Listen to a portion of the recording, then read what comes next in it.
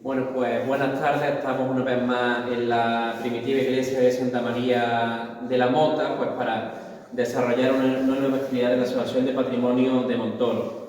La verdad que desde que se funda en el año 2016, uno de los pilares, de las cosas más importantes que nos propusimos, es ofrecer a los socios, a los montoreños en general, pues distintas charlas, distintas conferencias que sirvieran para formarnos sobre distintos temas del patrimonio, de la arqueología de Montoro y nuestra provincia, nuestra comunidad y España en general. Hoy tenemos la suerte de tener a Nacho Muñiz aquí en Montoro. Es arqueólogo municipal en Almedinilla. Sabéis que hace ya un año o 2 años visitamos Almedinilla. Almedinilla siempre lo pone como ejemplo, no solo aquí, sino que incluso en la propia universidad, como ejemplo de gestión y puesta en valor del patrimonio, y por eso pues, hemos querido que Nacho, que ya lleva pues bastantes años allí trabajando en Almedinilla, nos cuente cómo lo han hecho allí en Almedinilla y cómo han logrado pues poner en valor su patrimonio hasta convertirse pues en un recurso turístico indispensable para la propia economía de la localidad.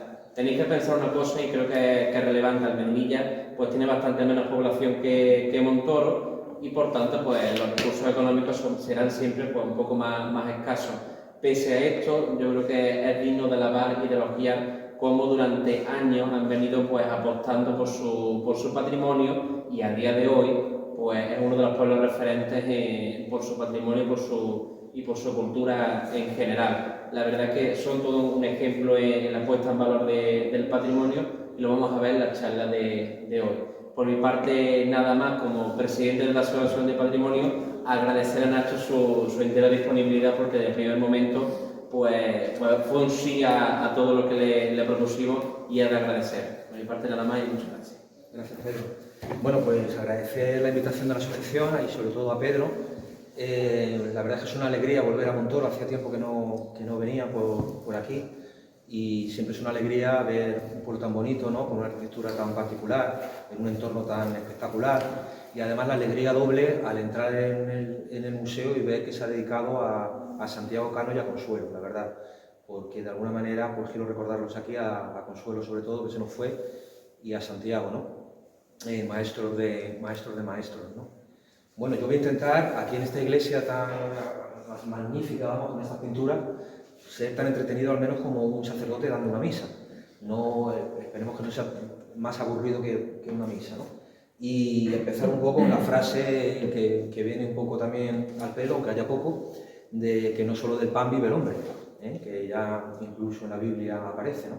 Y no solo de pan vive el hombre, porque la cultura obviamente también es un alimento, y quizás el principal, ¿no? Entonces solamente ya por eso es importante la cultura, no vamos a entrar en más detalles, ¿no? La cultura es importante por sí misma, y luego si ya todos los aspectos culturales, del patrimonio cultural, se le quiere sacar un valor económico de alguna manera, o que sea fuente de desarrollo para una localidad, pues también hay que tener en cuenta, ya con eso empiezo así ya a bocajarro, que todas estas cuestiones del patrimonio cultural, asociados, claro, a lo que es el turismo cultural o el turismo rural, tiene que ser un complemento, porque además no puede ser otra cosa. No se puede vender el patrimonio cultural como la panacea que va a resolver los problemas económicos de un pueblo. El patrimonio económico, el patrimonio cultural, en el mejor de los casos, tiene que ser, como digo, un complemento. Un complemento a actividades económicas que deben de ser las principales. En un pueblo, ¿cuáles deben de ser las principales? Pues la agricultura y la ganadería, obviamente.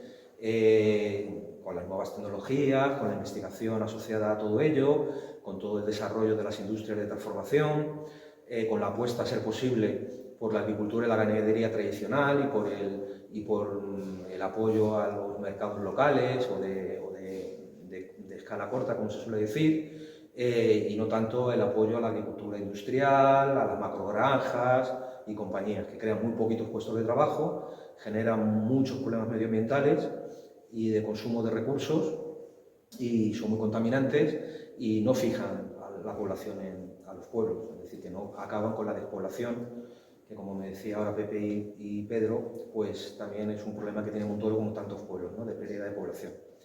La gente se asienta en los pueblos cuando puede vivir los recursos de esa localidad. Y uno de esos recursos es el patrimonio cultural, entendido como comento, siempre como complemento y no como actividad principal. Eso es un poco lo que en Almedinilla nos propusimos hace ya un montón de años. Os voy a hacer un recorrido así muy rápido y, aunque nos detengamos en algún aspecto a lo mejor más concreto, ¿no? Ya llevamos muchos años, porque ya, en fin, entre los primeros años que fueron trabajo voluntario a través de varias asociaciones, que ocupó un poco el tiempo que va del año 94 al año 98, mucho trabajo voluntario, mucho intentar buscar lugares que nos sirvieran de ejemplo, pues cogíamos un autobús, subíamos la asociación cultural Huasca y sobre todo una asociación de mujeres, la asociación Maquica. Como es sabido, las mujeres siempre son más activas en general en todos los aspectos y en el mundo rural mucho más todavía, ¿no? Entonces, a través de esa asociación de mujeres y de la asociación cultural, pues íbamos a Portugal, íbamos a diferentes lugares que nos pudieran servir de ejemplo para el proyecto que queríamos desarrollar. Y luego ya a partir del 98 ya eso se empezó a concretar en núcleos museísticos, que es lo que os voy a contar, lo que venimos a llamar el Ecomuseo del Río Queicena, que es el proyecto que engloba todos estos museos que ahora vamos a ver. Y a partir de ahí, pues bueno, hemos ido desarrollando siempre desde el ayuntamiento. Esto es un proyecto municipal, ¿vale? El ayuntamiento en su día creó un patronato en donde estaba la Diputación y Cajasur, no duró mucho tiempo, Cajasur tampoco nos apoyó mucho, todo hay que decirlo, y finalmente el patronato se transformó en una empresa pública. Entonces lo que tenemos allí es, desde hace ya muchos años, ya casi 20 años, el tiempo pasa muy rápido, lo que tenemos es una empresa pública, que es del ayuntamiento, que aparte de gestionar las cuestiones turísticas y del turismo cultural, bueno, pues lleva la guardería, la residencia de ancianos, el trabajo, la ayuda a domicilio y la feria y algunas cosas más, ¿no? La piscina municipal, etcétera, etcétera. Almedinilla, quien no lo conozca, bueno, ya sabéis que está en la provincia, en el sur de la provincia, es el último pueblo hacia el sur de la provincia de Córdoba. Ya estamos, de hecho, más cerca de Granada y de Jaén que de la propia Córdoba. Estamos en el centro geográfico de Andalucía, a 1 hora de Granada, 1 hora de Córdoba, 1 hora de Jaén, 1 hora de Málaga, en fin. Y en la comarca de Priego de Córdoba. A su vez, la comarca de Priego de Córdoba, en la que está Medinilla, Fuentetojar y Carcabuey, que tiene denominación de origen en los aceites, por ejemplo, denominación de origen Priego de Córdoba, esta comarca de Priego se inserta a su vez en la subbética cordobesa, que no es una comarca en sí misma, pero bueno, en las zonas en las que se dividieron la provincia, ¿no? Vosotros estáis en el Alto Guadalquivir, si no recuerdo mal, ¿no? Vale, y bueno, es un pueblo pequeño, como decía Pedro, es un pueblo el término municipal tiene 2.500 habitantes, que además se dividen en el núcleo principal, que es el que aparece ahí, la metrópolis, que es la Medinilla, propiamente dicha, con 1.500 habitantes, y luego otros 1.000 habitantes que se distribuyen en diferentes aldeas. Tiene un hábitat muy disperso. Aquí me parece que no tenéis ninguna aldea, Cardeña sí tiene una, pero en fin, allí en Priego, la comarca de Priego es muy dada, Priego mismo, Priego tiene un montón de aldeas. Vale, eso dificulta a la hora de la gestión municipal, os podéis entender, porque con el mismo presupuesto que puede tener un ayuntamiento con la población concentrada, pues tú tienes que tener varios colegios en cada aldea, varios centros de salud, en fin, infraestructura, viaria, alcantarillado, multiplica los gastos teniendo el mismo presupuesto, ¿no? Y bueno, y desde primera hora, desde el año 94, bueno, pues se tuvo claro un poco que había que desarrollar esto desde el ayuntamiento. Yo soy un gran defensor del municipalismo, que no termina en España de desarrollarse como debiera. Es una de las cosas pendientes, de las varias cosas pendientes que queda de la llamada transición, ¿no? Tenemos los ayuntamientos muchas competencias, pero tenemos pocos recursos para desarrollarlas, ¿vale? Y soy defensor del municipalismo porque, en definitiva, es la institución más cercana a la ciudadana, al ciudadano, y de donde se puede gestionar mejor las cosas. No estoy de acuerdo con la multiplicación de la administración, pero sí con la descentralización. Muchas veces se confunden la descentralización con la multiplicación. No, si tienes una institución para resolver los problemas del ciudadano, pues ten una, no tengas una en el ayuntamiento, otra en la Diputación, otra en la Junta de Andalucía, otra en el Ministerio, ten una descentralizada, y descentralizada quiere decir más cercana al ciudadano, es decir, más cercana al ayuntamiento. ¿vale? Eso lo tuvimos claro desde primera hora. Bueno,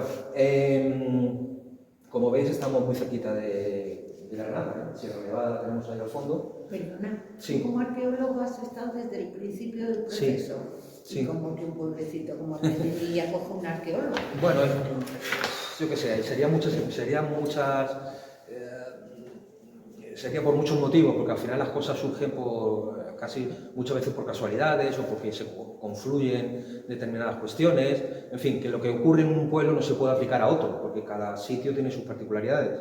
En el caso de Medellín, pues se juntó muchas cosas. Se juntó primero la Asociación de Mujeres y la Asociación Cultural, fundamental. De hecho, a través de las asociaciones fue como elaboramos un proyecto de recursos que tenía el pueblo. ¿Pero tú ya estabas allí? Yo ya cuando estaba yo allí. Bueno, ya cuento toda la historia. Mi familia materna es de allí de Medinilla, ¿vale? Entonces yo siempre he estado, yo soy nacido y criado en Madrid, pero yo siempre he ido al pueblo lo normal, ¿no? Lo habitual, los veranos, las navidades, sobre todo las Semanas Santas. Y bueno, hasta que llegó un momento que ya harto de la ciudad, no de Madrid en particular, sino de la ciudad en general, pues ya me fui a vivir allí, me fui a vivir con intención de quitarme de la ciudad, vamos, no con intención de este proyecto, esto vino después.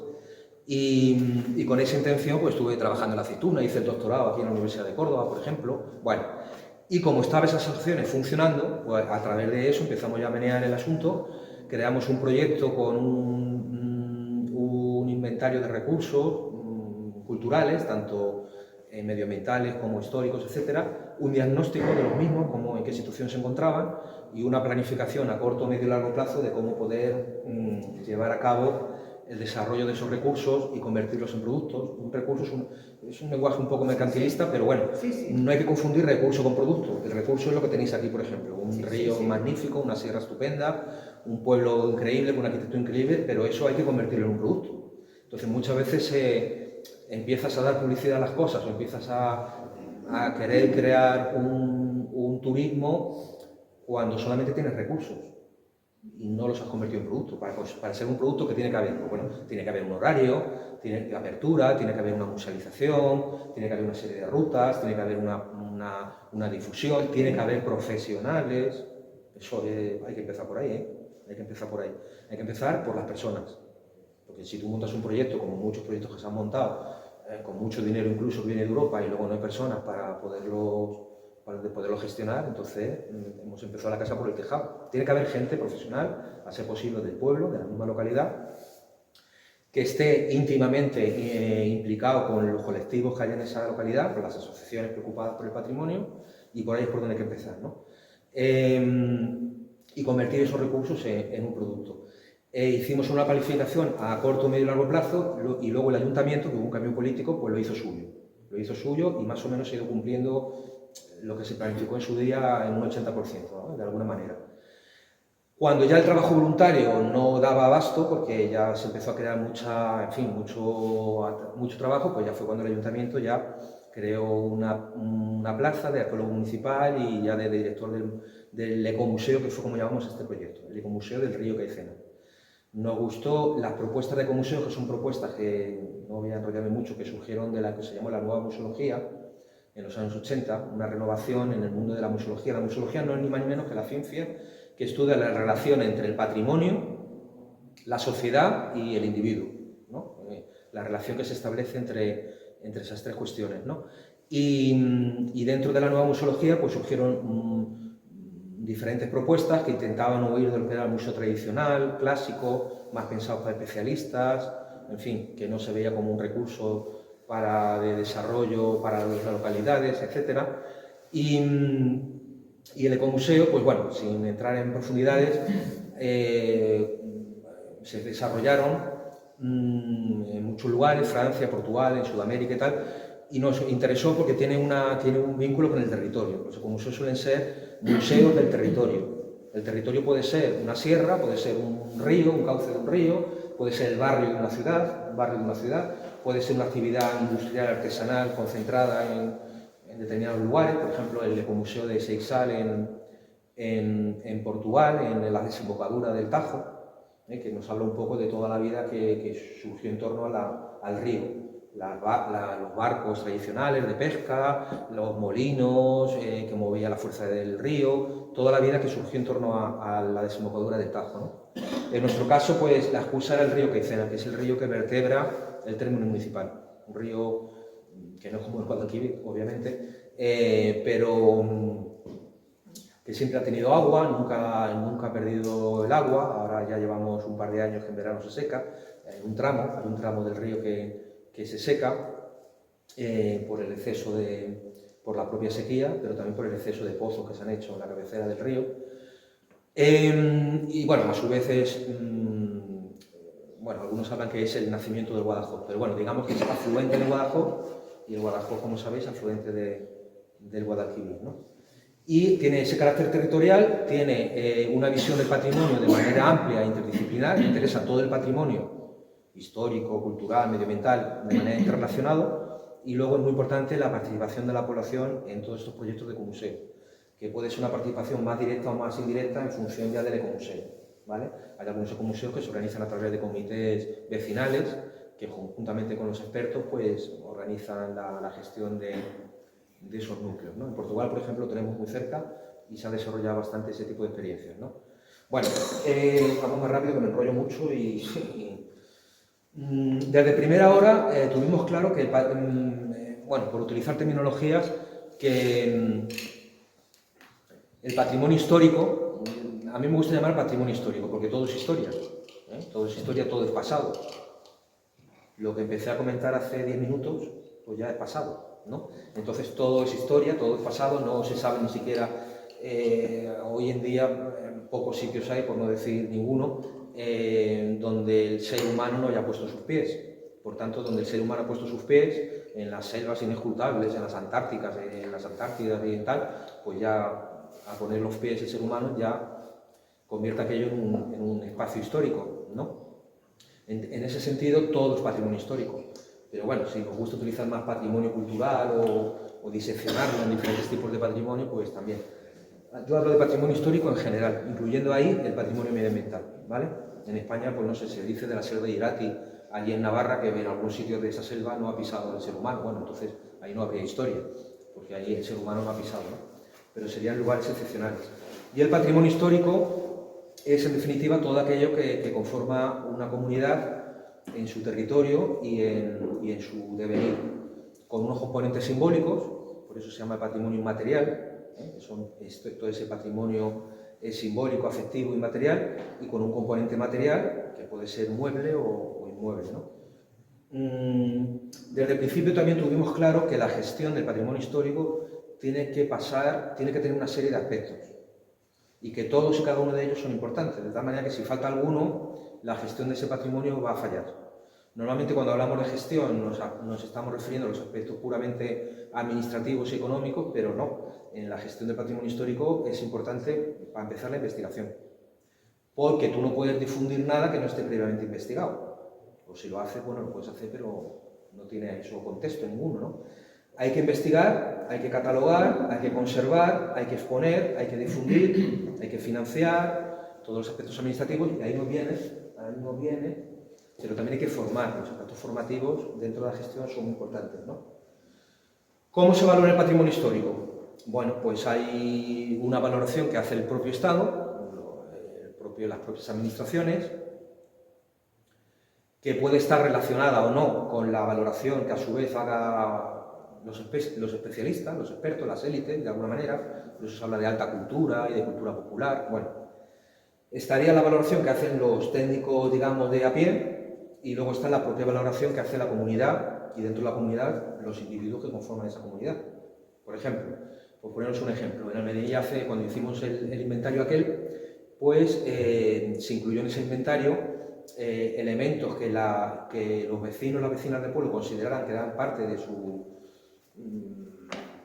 su ser. No me gusta hablar de identidad, no voy a entrar en ese tema, ¿no? Pero el término identidad últimamente no me gusta utilizarlo. Que es parte de lo propio, de lo que consideran como propio, parte de su ser, y sin embargo la administración a lo mejor considera que no, por una fuente que a lo mejor no tiene ningún valor artístico, ningún valor histórico, pero para la gente del pueblo sí, por todo ese patrimonio material simbólico del que estábamos hablando. Bueno, pues eso es patrimonio también, aunque la administración no lo considere así. Es verdad que muchas veces también ocurre lo contrario, que la administración considera que es patrimonio algo que la gente no tiene muy claro.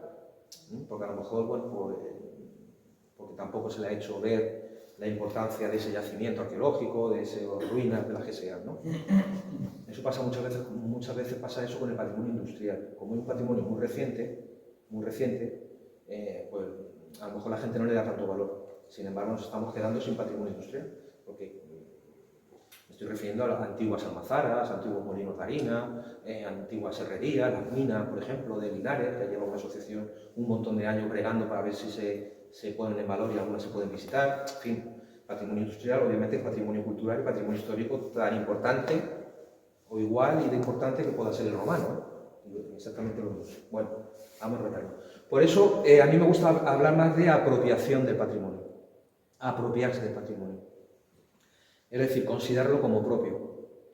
Apropiarse, considerarlo como propio. Está bien conocer el patrimonio, entenderlo, respetarlo, valorarlo, que es lo que se suele decir. Hay que conocer el patrimonio, hay que respetarlo, hay que valorarlo. Bueno, hay que llegar hasta el último paso. Y el último paso es apropiarse del patrimonio, considerarlo como propio. Y tú consideras algo como propio cuando de alguna manera, más o menos, participas en su gestión.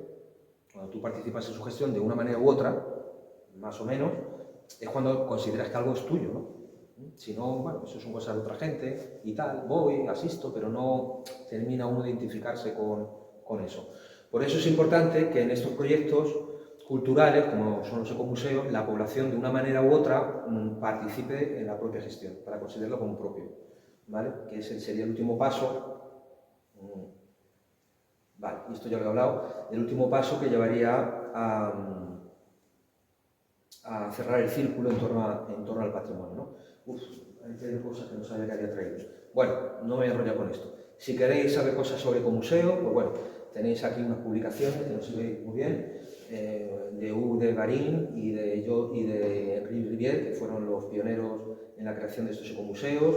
Hay un libro reciente ahora de una tesis doctoral de Óscar Navaja, Nueva Museología y Museología Social. Esto se ha publicado hace un par de años, donde habla de ecomuseos y habla de todas estas cuestiones. O la revista Museum, que dedicó el número 148 expresamente a los ecomuseos. Bueno, también las actas del Coloquio Internacional de Museología Participativa, Social y Crítica, que se llevó a cabo en el 2020 en Chile.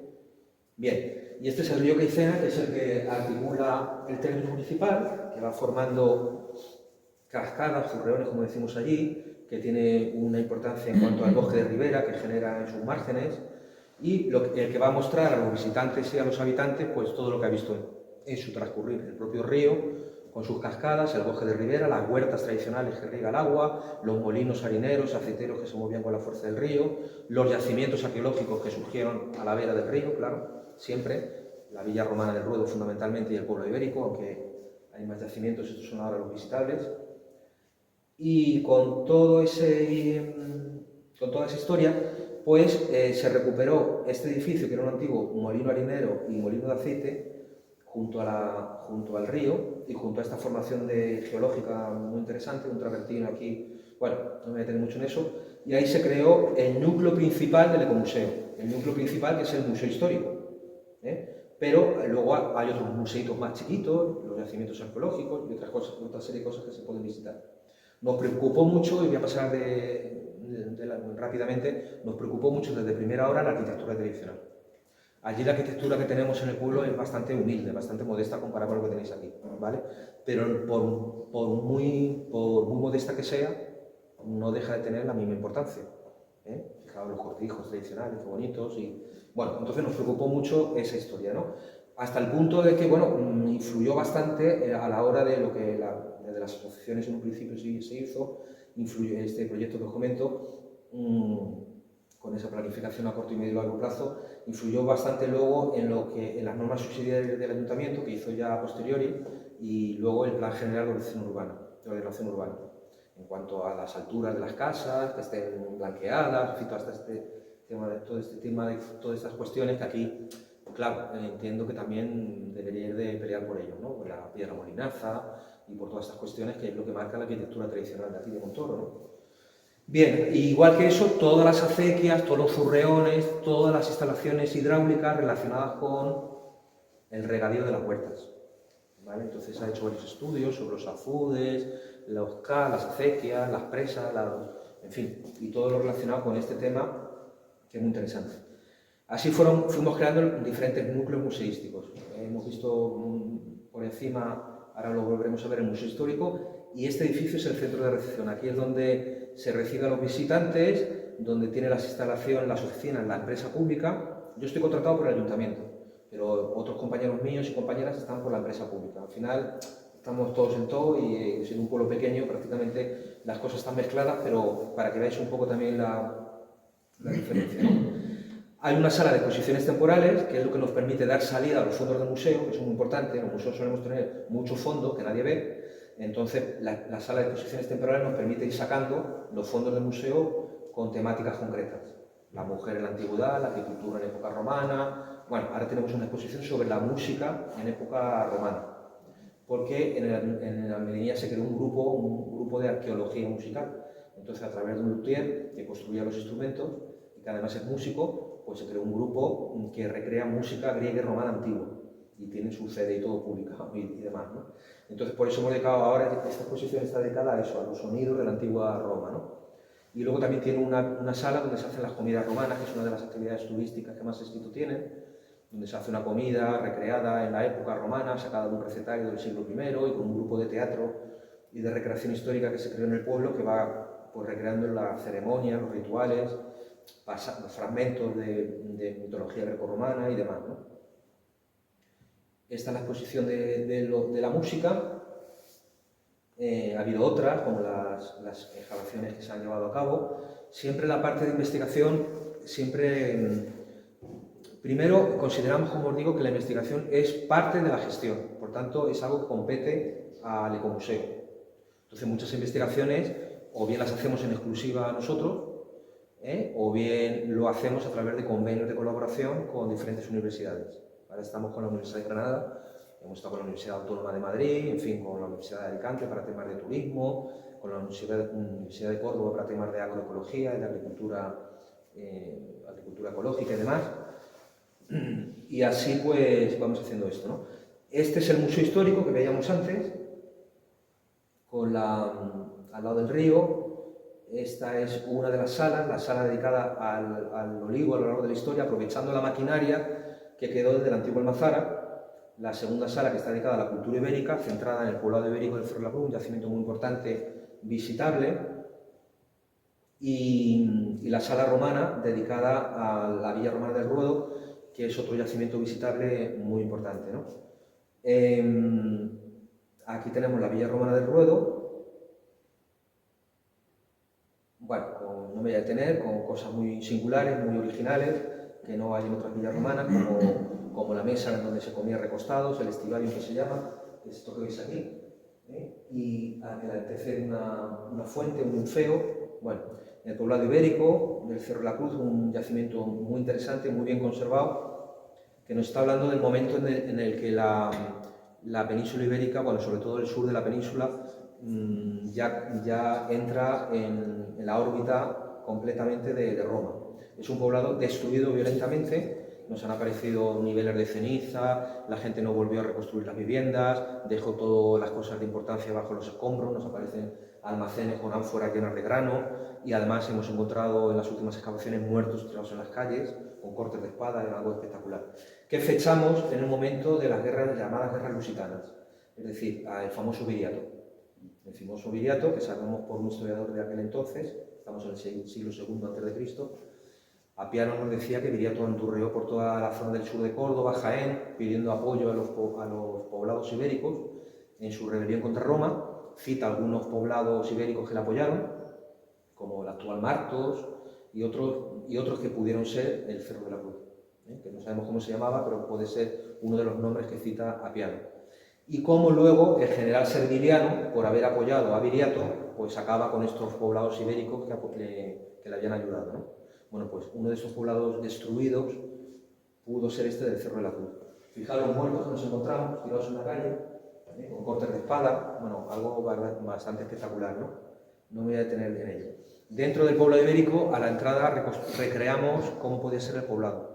Entonces, con las mismas técnicas constructivas, con los ladrillos de barro, de adobe, los zócalos de piedra, los tejados de paja y de cañizo y de barro, hemos reconstruido 5 viviendas, un horno de cerámica que lo ponemos en funcionamiento, en fin. Y en torno a esto pues hemos hecho muchos talleres, la parte formativa está juntada, por ejemplo el último curso que hicimos el año pasado era sobre arquitectura precisamente y construcción de tierra, en tierra. Bueno, hemos trabajado mucho también el tema de la memoria histórica, de la llamada memoria histórica, es decir, de toda la recogida de testimonios orales vinculados a la época de la República, Guerra Civil, dictadura. Hemos hecho muchas jornadas en torno a esta cuestión, ya desde el año 2004, y dentro de esas actividades relacionadas con la memoria histórica, pues incluso montamos un núcleo museístico pequeñito, otro museo pequeño, que es el que llamamos el Aula del Campesinado, que es donde hablamos de las luchas campesinas a lo largo de la historia, desde época ibérica, pasando por época romana, época medieval y, por supuesto, en la Guerra Civil, que es cuando estalla toda esa problemática campesina que se viene arrastrando desde época inmemorial, ¿vale? La Guerra Civil entendida como una lucha de clases, en este caso entre el campesinado y otras clases, ¿no? Aquí veis el Aula del Campesinado y en ese contexto también pues, participamos como ecomuseo en la organización de las primeras jornadas que antes con Pepe recordábamos, las primeras jornadas sobre la guerrilla que se hicieron aquí en Montoro, ¿vale? Bueno, pues estuvimos dentro de la organización de esa jornada con exposición itinerante y con otra serie de cuestiones, ¿no? Que aún incluso vivía el guerrillero. Vivía el bueno, claro, José Moreno, exactamente. José Moreno Salazar, que ese era su nombre. Incluso vinieron capitanes de guerrilla. Exacto. Claro, en aquel entonces, fijaos, es que estamos hablando de 2004, antes, bueno, 2005, que antes no recordábamos la fecha. En el 2005 todavía vivía esta gente, ya no vive nadie. Muy mayores, pero todavía vivían y venían de la mano de la asociación Guerra y Exilio. La asociación Guerra y Exilio, que era la asociación que estaba más en contacto con esos antiguos guerrilleros y guerrilleras, y por eso estuvo con nosotros José Moreno, que fue el único superviviente, no me quiero enrollar mucho con este tema, porque esto da mucho de sí, pero fue el único superviviente del grupo guerrillero de los Jubiles, que andurrió por todas estas sierras de Montoro y tal, y Sierra Morena, y les mataron en el cortijo de Mojapiés, ahí en Camino de Cardeña, ¿no? Bueno, no me voy a entretener más, porque si no, en estos temas, luego si me queréis hacer todas las preguntas que queráis, estos eran el grupo guerrillero cogió el nombre de los hermanos Jubiles, o Jubiles, que como les gusta que se les nombre en Bujalance, porque eran oriundos de Bujalance. Ellos iban desde aquí, desde Montoro a Bujalance, a ver a la familia por las noches, en fin, eso es una historia. Incluso hace poco, a través de un colectivo que se llama Arqueología Contracorriente, esto fue hace poco, relativamente poco, esto fue, vamos a ver, pues con la pandemia por medio ya se me han trastocado los tiempos. Esto fue justo antes de la pandemia. 4 años. Bueno, estuvimos en el propio cortijo de Mojapiés, donde mataron a los guerrilleros, y estuvimos haciendo una limpieza arqueológica, recogiendo datos, en fin, haciendo un poco una labor ahí para que no... Volviendo al Medinilla, hay otro pequeñito museito que le llamamos el Árbol del Quicena, que está ya más dedicado a las cuestiones medioambientales, de los animales, sobre todo de las aves que hay allí, porque hay muchos pájaros, muchas aves, muy interesante, y hablamos un poco de ese tema, ¿no? De las aves y del entorno natural que rodea el museo histórico. Luego, en otra parte del pueblo está el taller de restauración, que se nos ha quedado ya más que pequeño, y el almacén, que ahora lo estamos renovando. Precisamente ahora ha empezado la obra de su renovación. Al ser un pueblo pequeño, nos permite tener diferentes instalaciones museísticas en diferentes sitios. Normalmente, si estuviéramos en una ciudad grande, tener el almacén en una calle y tener la sala de exposiciones en otra, eso complica mucho. Pero en un pueblo pequeño nos lo permite y además hace que todo el pueblo de alguna manera tenga instalaciones. Sí, sí. Y perdona que te vaya interrumpiendo. No, además yo lo prefiero. Las preguntas al final parece que son más tediosas. Me parece estupendo, yo lo prefiero. Con toda, tanto la administración, como tú dices, como con la empresa pública que tenéis allí, como tú bien dices, se solape. Sí. No es que se solape, sino que todos trabajáis al unísono, ¿no? Lo mismo, sí. ¿También tenéis restauradores? Vale, buena pregunta. Los restauradores, que son muy importantes, porque claro, los restauradores, no hay ningún restaurador en plantilla. Tenemos un técnico, un compañero, que hace restauraciones sencillas, porque está formado en ello. Quiero decir, restauraciones de cerámicas, restauraciones más corrientes, ¿no? Para restauraciones más complejas, como pueden ser las pinturas, otro tipo de cosas, pues se suele contratar todos los años. Por ejemplo, el año pasado tuvimos contratado a un restaurador, a Gonzalo, creo que fueron 3 meses, el año anterior fueron 2 meses.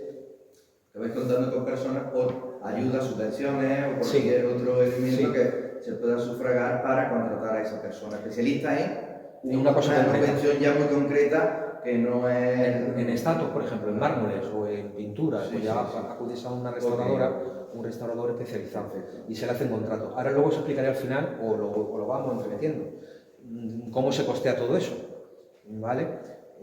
Bueno, pues lo dejamos eso para el final. Como tú quieras. Venga.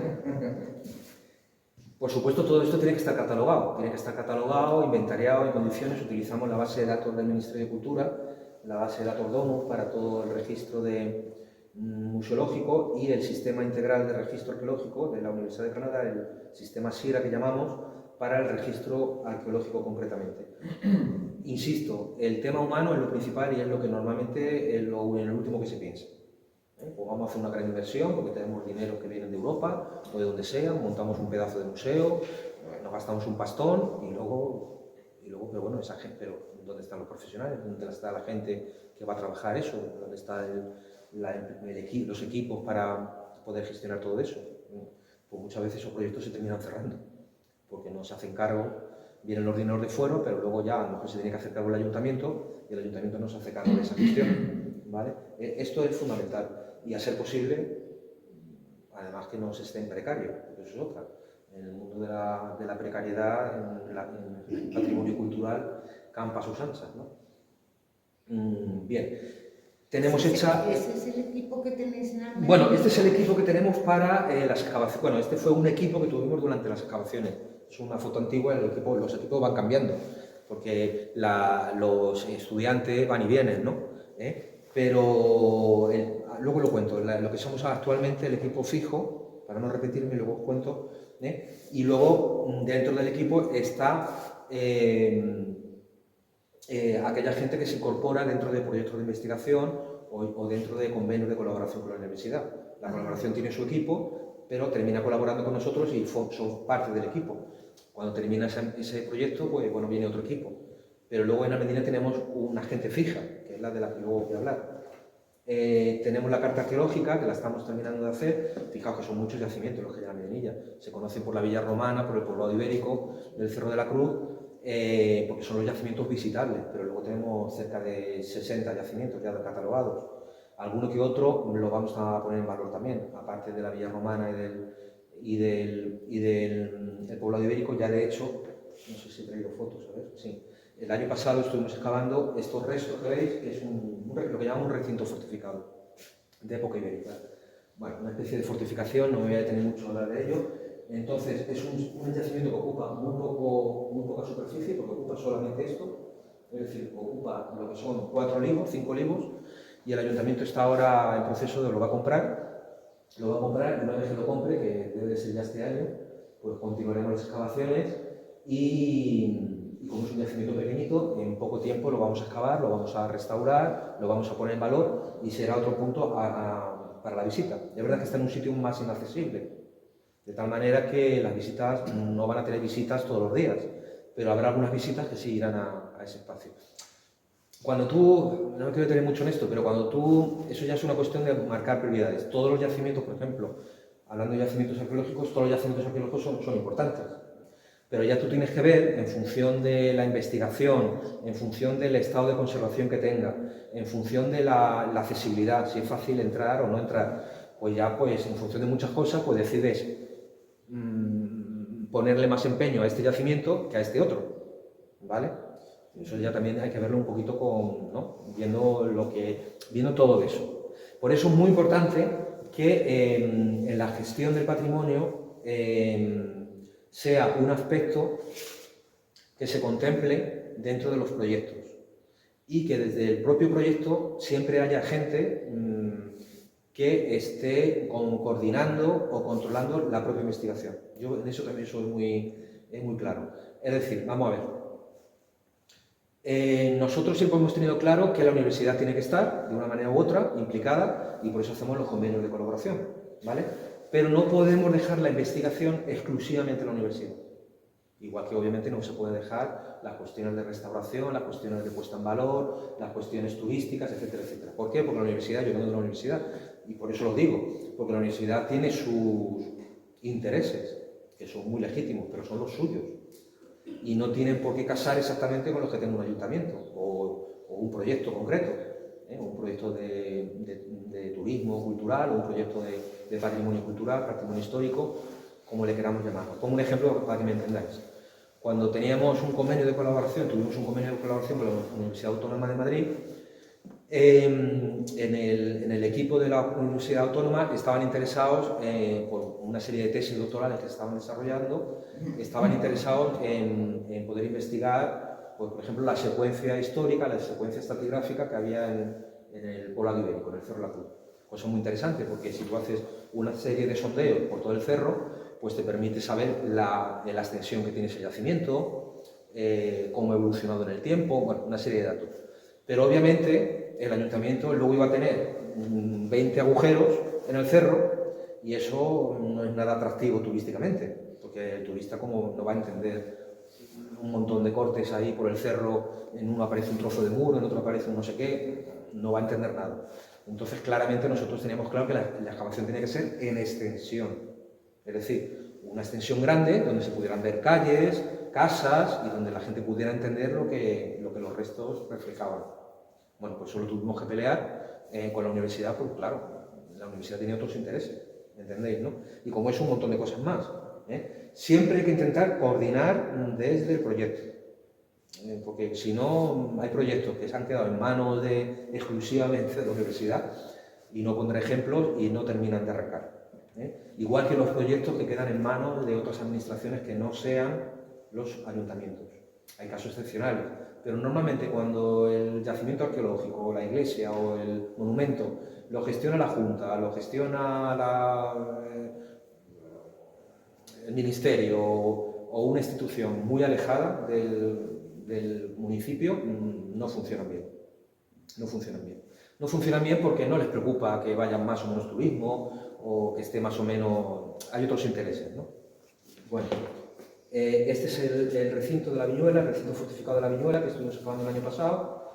Otros elementos arqueológicos aparte de la villa romana y del Cerro de la Cruz que hemos recuperado, como esta tumba romana en hipogeo, muy interesante. Tenemos una publicación, los cuadernos monográficos del Ecomuseo, que son monografías que se publican sobre aspectos concretos. Mira, el número 1 lo dedicamos precisamente a memoria histórica, el número 2 a todas las excavaciones que se han hecho en los últimos años en el Poblado Ibérico, el número 3 va a ser la muerte y el sueño en época romana, en fin. Este es el número 2, ¿veis? De Loicos. Las rutas, es muy importante crear sinergias, como se suele decir ahora, ¿no? Crear, nosotros desde primera hora, otra cosa que hemos tenido muy claro siempre,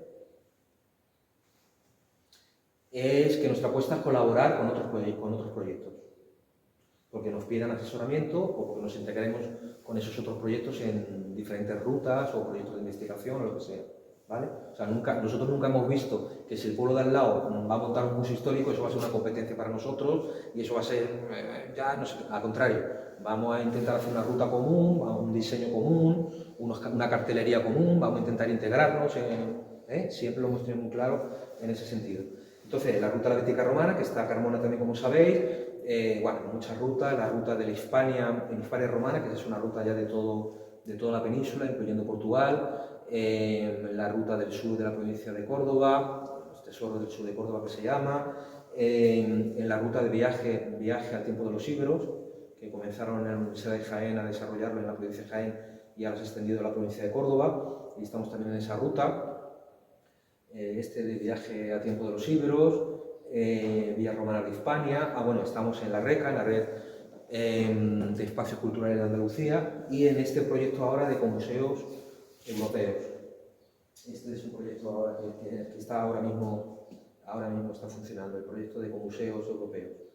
La parte formativa, hacemos muchos cursos de formación, no os podría comentar porque sería muy largo, ya os he enseñado el de arquitectura en tierra, en fin, muchos tipos de cursos formativos, y ahora estamos pendientes de crear, de montar, de hacer un convenio de colaboración con la Universidad de Granada para que las prácticas del alumnado en arqueología se hagan en Almedinilla, porque se está terminando. Hemos tenido hasta ahora y seguimos teniendo el alojamiento de investigadores, que es un sitio gratuito de toda investigadora o investigador que quiera estudiar cualquier cuestión, pues tiene allí 8 camas, una cocina, un salón y tal. Y ahora se está terminando, de hecho ya está terminado, falta que Endesa nos dé el enganche, lo que vamos a llamar centro de formación albergue, y ahí ya caben ya ahí 30 personas, en diferentes habitaciones, aulas formativas y tal. Entonces, se ven los alumnos, se tiran 3 días en el albergue haciendo prácticas arqueológicas en una zona de reserva arqueológica que tenemos, en una necrópolis romana, y vamos sacando adelante la excavación de la necrópolis y vamos dando formación, en este caso a través de la Universidad de Granada. Con ese criterio montamos hace un par de años la biblioteca especializada. El ayuntamiento tiene una biblioteca municipal, como todos los ayuntamientos, ¿verdad? Pero luego hemos creado una biblioteca especializada, que es la biblioteca CEA, que es una biblioteca de temas de patrimonio arqueológico, sobre todo romano ibérico, pero de patrimonio en general. Entonces, bueno, tenemos ya 5.000 volúmenes y, claro, pues bueno, imaginaos, ¿no? Si eres alumno o alumna, pues tienes allí una biblioteca especializada, un alojamiento donde quedarte. Si quieres estudiar algo de Almedinilla, tienes el almacén y el taller, con los materiales que puedes tocar, ¿vale? Entonces, facilitar un poco todo eso, ¿no? Bueno, cosas específicas como, por ejemplo, el proyecto del vuelo de himnos, que es un proyecto de arte contemporáneo, arte contemporáneo que utiliza los yacimientos como espacios, ¿no? Expositivos. Siempre buscando un diálogo, es decir, no se trata de poner obra contemporánea en un sitio, no, que haya un diálogo entre el yacimiento y la obra que tú expones, o un diálogo entre la pieza y la arqueológica, la pieza contemporánea. Luego todo eso, gran parte de la obra va quedando en Almedinilla, y eso nos permite ir renovando el montaje museográfico, que ya ha comenzado de esa manera y en un futuro inmediato terminará siendo un museo, el Museo Histórico, bueno, y otros núcleos museísticos, donde la obra contemporánea está en diálogo. Por ejemplo, tendrás la estatua romana y al lado tendrás el cartel que la explica, cartel tradicional que explica la estatua romana, pero a lo mejor al otro lado tienes un vídeo, una videocreación de arte contemporáneo que reflexiona sobre la temática de esa pieza, ¿no? De esa estatua. Y una de las estatuas más emblemáticas que se encontró en Almedinilla, en la Villa Romana, es la del dios del sueño, el dios himnos, de ahí viene hipnosis, ¿vale? O somnus en latín, sueño, somnolencia. Y el dios del sueño pues, nos ha dado pie a darle el nombre al proyecto de arte contemporáneo, el vuelo de himnos, que es un proyecto que viene con la Diputación de Córdoba, la Rafael Botí, y también nos ha dado pie a hacer jornadas interdisciplinares sobre el sueño y los sueños, de tal manera que hemos tenido ahí a los máximos especialistas en el tema del sueño, los neurólogos, los fisioneurólogos, los estudiadores de Santiago, por ejemplo. Santiago, me acuerdo ahora de él, que las primeras jornadas sobre el sueño y los sueños nos dio una charla interesantísima sobre la magia y todo el componente relacionado con el sueño que había en época romana. Pero han estado allí hasta una monja budista que nos habló de la tradición que hay en el budismo, una especie de técnica de relajación a través del sueño. Ha estado la gente del Hospital de Traumatología de Granada, que hay una unidad del sueño allí. Bueno, el tema del sueño, buscar un poquillo las singularidades, ¿no? Bueno, esto es lo del vuelo de himnos. Claro, fijaos, ahí en la Villa Romana, pues esa obra, por ejemplo, de Miguel Soler, estaba en diálogo con el mosaico. Este es un mosaico romano, y aquí pues hizo una especie de mosaico, pero utilizando las cosas que utilizan los niños en las guarderías, que además, como esa temática iba sobre la violencia, las guerras a lo largo de la historia, pues si os fijáis, en ese mosaico moderno que hizo Miguel Soler, en negativo tenía pistolas dentro de un puzzle infantil, ¿no? En fin, la carga simbólica es muy grande, ¿no? Y dentro de la Villa Romana, en diálogo a su vez con el mosaico romano, ¿no? Bueno, son fotos del vuelo de himnos. Esto es una escultura en hierro que reflexionaba sobre el concepto de hogar, el concepto de hogar, los lares, que eran los dioses protectores del hogar en época romana. Pues bajo esa temática, este escultor extremeño pues llenó la Villa Romana de su obra. Luego, en verano, por ejemplo, tenemos un ciclo que se llama Entre dioses y humanos. Sacamos piezas del museo para que la gente les pueda tocar. Hay piezas que se pueden tocar, no pasa nada. En la parte esa, ¿cómo se dice? Que todos tenemos, ¿no? De una manera u otra, todos tenemos un poquito no me acuerdo ahora de la palabra. ¿Cómo? Fetichismo. Exacto, gracias, de fetichismo, ¿no? Todos somos un poco fetichistas, ¿no? Y poder tocar la pieza, pues eso tiene su rollo también.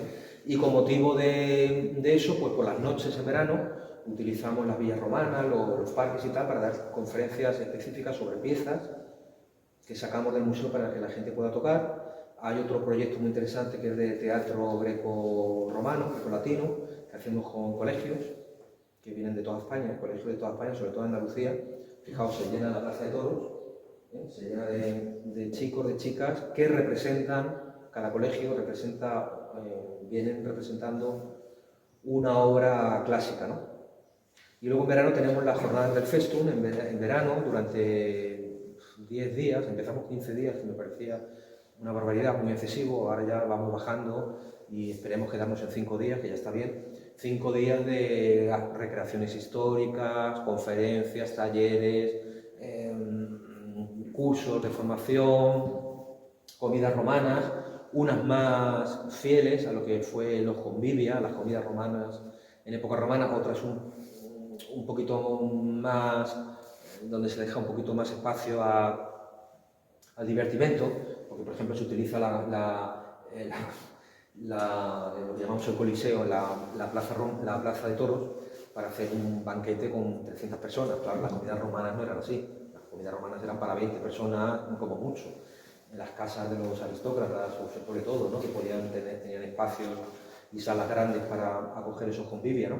Entonces ahí, es una actividad que ahí se sale un poquito de lo que es el rigor histórico, pero bueno, todo lo que es la comida en sí, sacada del recetario de Marco Gayo Sapicius, el grupo de teatro que va recreando pasajes de mitología grecorromana y aspectos del ceremonial de los convivios, eso sí se mantienen, y luego a lo largo del año, pues un grupo pues llama y dice, oye, que somos 15 personas que queremos una comida romana, y entonces para 15, 20 personas se les hace un convivia, que eso sí son más auténticos porque son en espacios ya más cerrados, con la recreación más auténtica.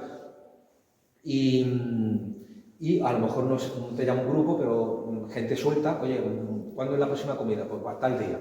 Pues se juntan varias personas, varios grupos pequeños, y se forma un grupo más grande, y entonces a la visita al pueblo ibérico, a la villa romana, etcétera, al museo se termina con el convivio. Fijaos, convivio que de ahí viene la palabra convivencia. Convivio en plural, convivium en singular. Una cuestión sobre esto de las recreaciones. Yo creo que no se podría enseñar las recreaciones, ¿no? Decidme, pegarme un toquecillo, ya son las 1:30, ya hemos llegado a la hora, ¿no? Bueno, voy más rápido. Las recreaciones históricas. Hay que apostar por las recreaciones históricas con rigor, que tengan rigor, ¿vale? Es verdad que la gente no son especialistas, no tienes que ser tan riguroso como para llevar exactamente el mismo broche de cinturón que se utilizaba en el siglo IV. Bueno, tampoco hay que pasarse y ser un friki, pero intentar ser riguroso, dentro de lo que son los aspectos lúdicos, que toda la gente, pues el 90% de la gente que va a estos sitios, o el 95%, pues no son especialistas y van en su tiempo libre y van a pasárselo bien. Entonces la cuestión es que aprendan pasándoselo bien, y para aprender tienes que tener un rigor en lo que tú muestras. ¿Qué quiero decir con todo esto? Que como ahora está en Córdoba, no sé si hoy o la semana que viene o ya, ahora tenemos otra vez el mercado renacentista y luego los mercados medievales. Eso es que vamos, eso es una cosa, eso es un timo, pero el timo de la estampita, vamos. Eso no tiene rigor ninguno, es un verdadero fraude. Te encuentras en un mercado romano, en el último que me encontré, en el último mercado medieval que diga, en Priego, me encontré un puestecito de mojitos. O de relojes, ¿no? El mojito romano de la Cuba medieval, no descubierta, de la Cuba medieval no descubierta, en fin, cosas que hay que ser un poquito rigurosos. Entonces, por la Almedinilla han pasado los grupos de recreación histórica mejores que hay en España y incluso del extranjero, franceses, italianos.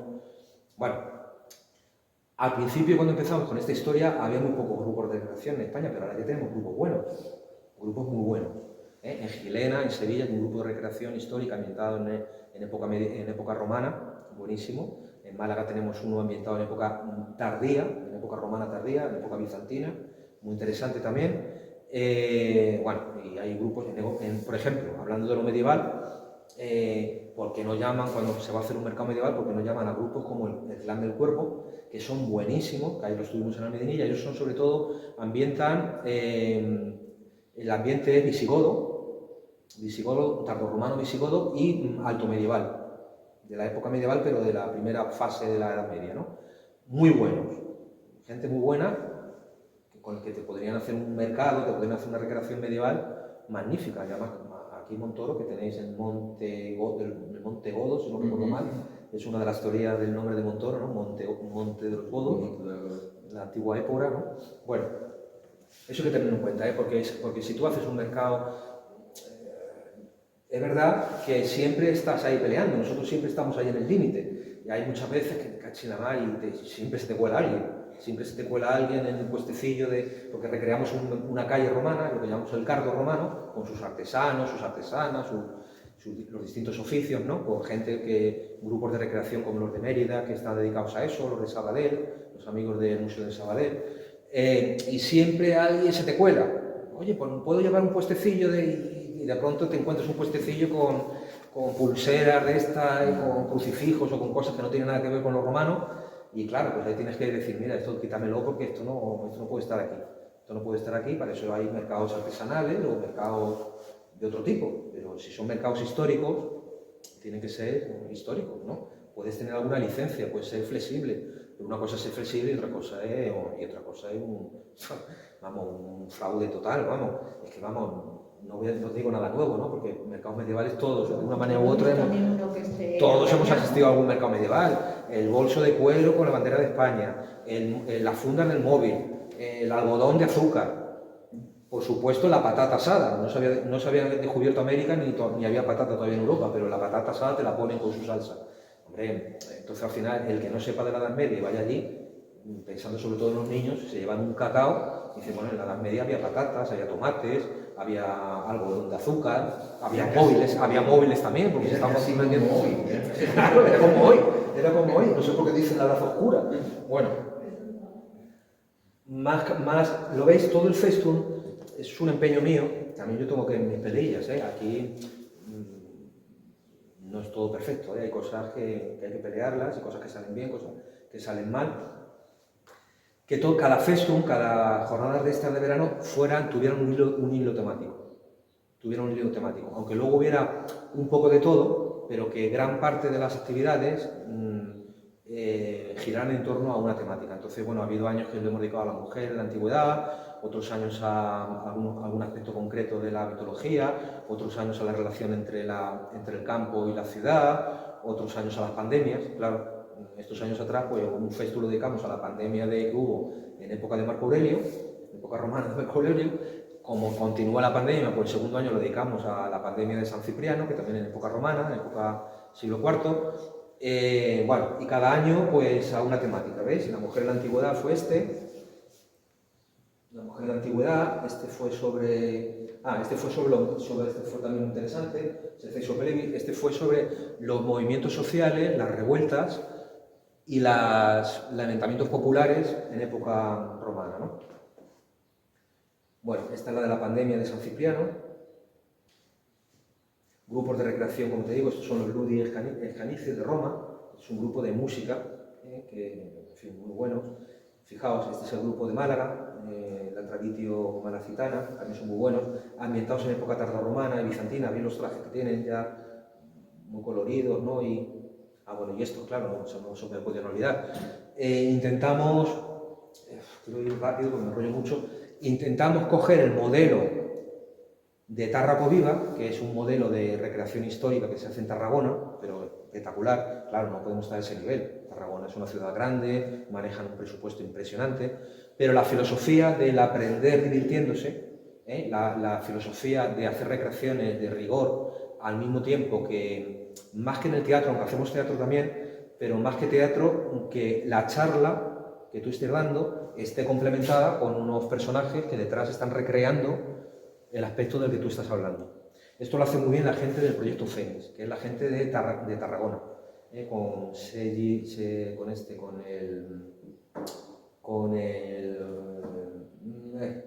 me ha ido el nombre, se me ha ido el santo del cielo, con el Magí Serillol a cargo del grupo. Magí Serillol es el que organiza Tarracoviva y luego tiene este grupo, el proyecto Fénix, que ha colaborado mucho con nosotros. Fijaos, aquel año estábamos recreando el Senado romano. Pero vamos, se montó una movida en el teatro con todos los senadores porque estábamos hablando de las luchas, fue el año de las revueltas sociales en época romana, dedicado a esa temática. Entonces en el Senado mientras se hablaba de la lucha entre los aristócratas, entre los llamados optimates, y los senadores más vinculados con el pueblo, con lo que se llamaban los populares, pues las luchas que hubo entre los optimates y populares dentro del Senado, recreados en el teatro de Medinilla, mientras Magí Serillol iba contando pues, todo aquello de los gracos, las reformas agrarias y todo eso, ¿no? Bien, tenemos artistas locales, actores locales que hacen también recreaciones en estas jornadas.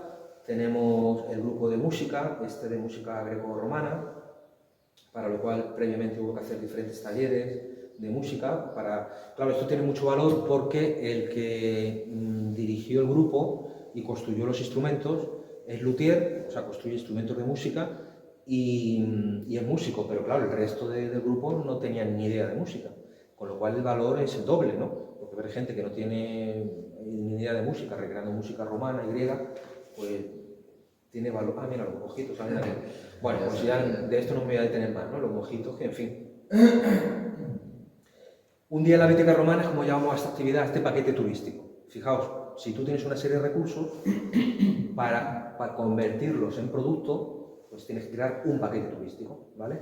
Bueno, entre otras cosas, pues visitas la Villa Romana, el poblado ibérico, el museo y terminas con la comida romana y con el grupo de recreación. Aquí tenemos a Baco, a Dionisos, haciendo de las suyas con las Ménades, entre los comensales, claro. Bueno, puedes comer tumbado en un triclinium, que es bastante incómodo, o comer sentado, esas licencias se pueden tener. Quiero decir, estás haciendo una recreación, pero tampoco la vas a hacer. Primero, las recreaciones exactas no se pueden hacer, porque ya nos faltan muchos productos que en época romana se comían y que ya no los tenemos. Muchas especias, muchas cosas que ni siquiera hoy se cultivan, ¿no? Y luego tenían una costumbre de hacer comidas con mucha pimienta, con mucho cilantro, en fin, con cosas que hoy en día, con mucho garum, la salsa esa famosa del garum, que hoy en día, en fin, comer eso se necesita tener un estómago romano para eso, claro. Talleres didácticos con colegios constantes, continuos, rutas temáticas y rutas que hacemos por distintos enclaves del pueblo. Hemos trabajado el tema de la agroecología y ahí estamos detrás a ver si se concluye una asociación entre productores y consumidores de productos de huerta, que además conservan árboles, en fin, sobre todo árboles frutales muy típicos de allí, que no se dan en otros sitios. No sé si habéis oído hablar de los acerolos, los camuesos, los perorruises, los azofaifos, sí, a lo mejor, ¿no? Sí, bueno, que se están perdiendo, árboles frutales se están perdiendo. Fijaos con lo del patrimonio inmaterial. El dios Sueño, por ejemplo, está dando nombre a aceites, a bares, a grupos de música. O sea, como el patrimonio material se termina convirtiendo en patrimonio inmaterial y la gente lo hace suyo y le llega a poner nombres a cosas tan dispares como un pub o una marca de aceite. Incluso cuando se casa la gente, se van a hacerse su fotito, fijaos, al dios himno en el fondo. En el libro de bodas, en el cuaderno de bodas, de fotos, pues tienen el dios himnos ahí, como parte ya, forma parte ya del... Bien, y ya estoy terminando. Depende del año, y obviamente no voy a contar los años de la pandemia, porque ahí hubo una bajada total, pero en resumiendo, solemos tener unos 15.000 visitantes al año, que para Medinilla está bien, el ayuntamiento quisiera más, pero bueno, cada uno tiene sus intereses. Yo creo que con 15.000 habitantes es multiplicar, ¿por cuánto? Por 4, sí, por 5, multiplicar por 5 los habitantes del pueblo, o sea que ya está bastante bien. Podríamos tener unos poquillos más, pero tampoco hay que obsesionarse con eso de las visitas, ¿no? Con masificar las cosas, ¿no? Es más importante que antes no existían hoteles, ahora hay un hotel, además muy reconocido, con mucho éxito, un hotel rural, se está montando otro. Antes no había alojamientos rurales y ahora hay un montón de casitas en el campo y en las aldeas que se han rehabilitado para acoger alojamientos rurales. Creo que hay unas 11 ahora mismo, 11, 12, antes no había ninguna. El hotel, el negocio este de las comidas romanas, que es un negocio privado, asesorado por nosotros, pero, en fin, la cocina y demás la lleva un negocio privado. Los propios puestos de trabajo, antes os decía, ahora mismo somos entre empresa pública y ayuntamiento, somos 6 personas trabajando a tiempo completo, y luego están las personas que se contratan a lo largo del año, como el restaurador, la restauradora, el grupo de teatro, que no tiene trabajo continuo todos los días, pero hace muchas actividades a lo largo del año. Y bueno, y algunas becas que se crean también para cosas muy específicas, contratos de 15 días, un mes para cosas muy específicas, estudios muy concretos de tal, ¿no? En total se suele tener en torno a los 100.000 euros de gastos, 100 y pico mil euros de gastos, que viene a ser lo mismo de ingresos. O sea que prácticamente los gastos y los ingresos ¿vale? Hay algunas veces que el ayuntamiento tiene que poner un poquito de dinero, 10.000 euros a lo mejor, para casar las cuentas, ¿no? Pero no más, ¿no? En torno a eso, ¿no? Más o menos se amortiza el gasto con los ingresos, que mayormente vienen por paquetes turísticos, entradas, etcétera, todo esto que estoy comentando. Y también de manera resumida, para que os hagáis una idea, en torno al 40% del presupuesto del Comuseo se consigue por autofinanciación, por los ingresos que se generan, y el 60% restante lo pone el ayuntamiento directamente, ¿vale? Es decir, que es un proyecto enteramente municipal. Solamente de vez en cuando hay alguna subvención concreta que te va a costear una cosa concreta, se solicita, pero eso no es fijo todos los años, ni te costea el proyecto, te costea una cosa muy concreta. Por ejemplo, llevamos ahora 2 años donde no viene dinero de fuera, es todo del ayuntamiento, ¿vale? O sea que ahí el esfuerzo del ayuntamiento, yo me peleo mucho amistosamente porque nos llevamos muy bien, pero yo creo que tengo que estar, antes lo hablábamos, el trabajador público tiene que apostar por lo público y tiene que insistir todo lo que pueda, pero obviamente hay que reconocer el esfuerzo de un ayuntamiento pequeño de 2.500 habitantes, ¿no? Que hace una apuesta total. Yo cuando estoy dentro de Almedinilla me quejo un poco, pero cuando salgo fuera digo, claro, un ayuntamiento tan pequeño que apueste 6 puestos de trabajo fijos, en fin, y todo esto que estoy contando, pues no es... Pero luego al final, el propio ayuntamiento, porque estos son proyectos a medio y largo plazo, no es un proyecto que se hace, fijaos, 30 años llevamos ya, no es un proyecto de un día para otro. Entonces, al final, a medio plazo, terminan cuadrando las cuentas. O sea, que al ayuntamiento no le cuesta tanto. Estamos hablando a lo mejor de un desfase de 10.000 euros que pueda haber un año, ¿no? Eso es asumible. Y ya está. Y me quedo ahí. Si me queréis hacer alguna pregunta. Y espero que queréis también vosotros para adelante aquí en Montoro, que vamos. Muchas veces cuando se tiene tanto patrimonio histórico, patrimonio natural, muchas veces, aunque parezca una paradoja, no es prioritario. Porque como tienes tanto, le pasa a Córdoba capital, como tienes tanto, al final priorizas la mezquita, Medina Zara y ya está. Como sabes que turismo vas a tener de todas maneras, pues no terminas de priorizar otras cosas, ¿no? A lo mejor menos espectaculares, ayer paseando por la ribera, pues todos esos molinos que se gastaron un dinero en arreglarlos y que están cerrados, no se pueden visitar. Los molinos harineros que movía el Guadalquivir a la altura de Córdoba, que tenéis aquí también otro poco de patrimonio industrial de ese tipo, ¿no? Bueno, es cuestión de... Por eso es muy importante la asociación. Es muy importante. Que la gente se organice y pensar que no hace falta estar mucha gente en la asociación, ¿eh? Yo, por experiencia propia, no solamente en este campo, sino en otros campos, que no voy a hablar ahora, he podido comprobar que como te juntes 5 personas, 10 personas, con ganas de hacer cosas, revolucionas el pueblo, incluso la ciudad en la que estés. Os voy a poner ejemplos que no vienen al caso, pero en alguna ocasión había gente que pensaba que estábamos metidos 100, 200 personas en un colectivo, y éramos 10. Lo que pasa es que 10, dándole mucha caña, sonamos mucho. Quiero decir que no hace falta que en una asociación esté todo el pueblo metido, ¿no? Las personas más interesadas, que impulsen los proyectos, que lo tengan claro y que sean los que vayan alentando al resto de la población. Siempre va a haber gente que no le interese estas cuestiones de patrimonio histórico y patrimonio cultural, siempre va a haber gente, nunca va a estar todo el mundo conforme, pero con que haya un grupo bien organizado, con ganas, potente, que impulse, eso hace maravillas. Y sobre todo eso hace que los ayuntamientos digan, bueno, esto empieza a ser una prioridad para la vecindad, vamos a intentarle desarrollar, a intentar que se desarrolle, ¿no? No depende de colores políticos, yo he visto de todo, no voy a poner ejemplos, he visto de todo. He visto ayuntamientos donde pensaba, bueno, aquí va a haber sensibilidad y va a haber ganas de hacer cosas, y me he encontrado todo lo contrario, y en otros ayuntamientos que pensaba que, digo, aquí van a ser estos unos cárcaros de mucho cuidado, y de pronto, hostia, y son gente que apuesta. O sea, que no depende del color político, depende de que haya gente, de la ciudadanía. exacto, haya gente que impulse, que se apropie, esa es la palabra, que se apropie. El concepto de identidad no me gusta porque identidad está relacionado con idéntico. Idéntico, no somos idénticos unos a otros, ni siquiera cuando nos miramos en un espejo somos idénticos somos el reflejo, lo que estamos viendo en el espejo, no somos idénticos ni siquiera con nosotros mismos, ¿no? Entonces, bueno, por ese motivo, es una cuestión puramente terminológica, no me gusta hablar de identidad, pero sí de apropiación.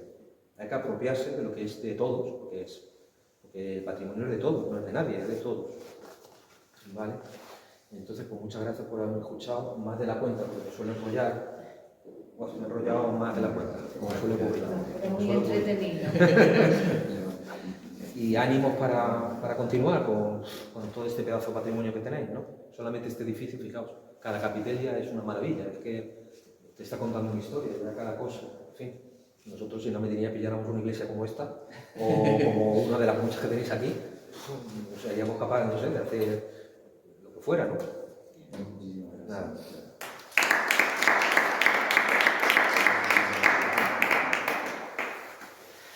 Vamos a tener un detalle con Nacho, por lo menos, ya que... Muchas gracias. Bueno, pues mira, no voy a estupendo. adelantar. No te vas a adelantar a algo que venga. No, pero si no es un detalle. Madre mía, me gusta la cesta de Navidad. Aquí la llevo. Hostia, muchas gracias. Nada, a ti Es por que haber... se te olvidó el número y venía a recogerla. Bueno. Además, esto me encanta a mí. Este es el mejor regalo que me podéis hacer. Aceite de bueno, miel de la sierra, hasta caramelos de miel. La cesta del lugar. Y libros. A Santiago le publicamos ayer en Medinilla un libro de sus cuentos, de los cuentos que tenía. Le publicamos un libro que eran sobre sueños, claro, no podía ser de otra cosa. Claro. Los sueños que había tenido él y lo reflejó en un libro y se lo publicamos. Las leyendas de Montoro, que se lo conozco. Oye, pues muchas gracias, esto es un pedazo de regalo. Muchas gracias de verdad.